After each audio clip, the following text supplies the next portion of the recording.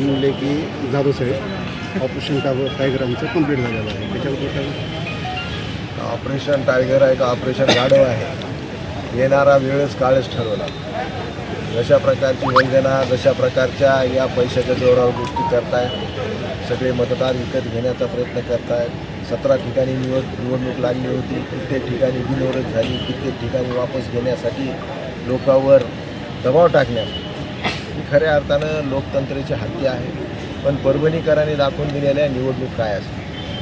पण खऱ्या अर्थानं चोरस ही परभणीतच आहे. परभणीमध्ये लोकतंत्र वाचवण्याचं काम या सगळ्यांनी लोकांनी केल्याबद्दल त्यांचेसुद्धा मी आभार व्यक्त करतो. आणि विशेष करून आपले उमेदवार डॉक्टर विवेक नावंदर यांच्यावर प्रचंड असं दबाव असतानासुद्धा त्यांनीसुद्धा ही निवडणूक अतिशय जिगरीनं लढत आहेत. त्याबद्दल त्यांचेसुद्धा मी आभार आणि अभिनंदन करतो. सर, आपण पाहिलं की परभणी शहर खासदार साहेबच्या बाबतीमध्ये त्यांचा काही धोंडे जेवणाचा कार्यक्रम आहे म्हणून ते आज येऊ शकले नाहीत, अशा प्रकारची माहिती मला मिळाली नाही. आणि पक्षश्रेष्ठी त्याबद्दल काय निर्णय घ्यायचा ते घेईल, मी त्याबद्दल काही बोलू शकत नाही. शहरात चर्चा आहे सर, थोडं काहीतरी बिनसले म्हणे कोणाचं नसले खासदार साहेब थोडं असं काही सध्याच्या घडीला तर माझ्या लक्षात येत नाही.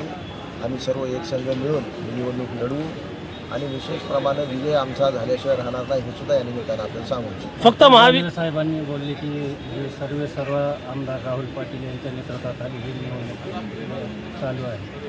काय सांगणार? या ठिकाणी हिंगोली परभणी जिल्ह्याची ही जबाबदारी माझ्यावर दिली आहे तेवढं सत्य आहे. म्हणजे दोन्ही जिल्ह्यामध्ये जे काही नगरसेवक असतील, जे काही जिल्हा परिषद सदस्य असतील, जे काही मतदार असतील त्यांना एकसंघ करून मतदार कमी असल्यामुळे आमच्याकडे विशेष लक्ष देऊन ही निवडणूक आपण कशी जिंकता येईल याची रणनीती करण्यासाठी मला थोडं पुढाकार घेण्यास सांगितलं झालेलं आहे. या निवडणुकीमध्ये लक्ष्मी अस्त्राचा वापर होतो, काय वाटतं? खऱ्या अर्थानं विचाराविरुद्ध लक्ष्मी अस्त्र असा हे आजची लढाई आहे. म्हणून आता यामध्ये विचार जिंकतंय का लक्ष्मी अस्त्र जिंकतंय हे तुम्हाला काउंटिंगच्या नंतरच लक्षात येईल. सर, आता कार्यक्रमात लोकांनी तुमचा भावी खासदार म्हणून उल्लेख केला, कसं पाहताय गोष्टीकडे?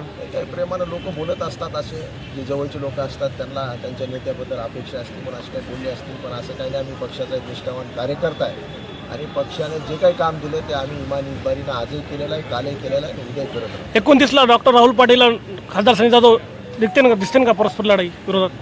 नाही, अशा प्रकारचे काही तुम्हाला दिसणार नाही.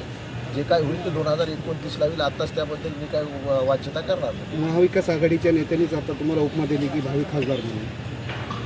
नाही, हे कसं आहे, स्टेजवर बोलत असताना कोणी उत्स्फूर्तपणे काही बोलू शकतं, पण सन्मान्य खासदार साहेब आमच्या पक्षाचे नेते आहेत आणि खऱ्या अर्थानं त्यांच्या नेतृत्वाखालीच ही सगळी निवडणूक लढते हे सुद्धा तेवढंच सत्य आहे.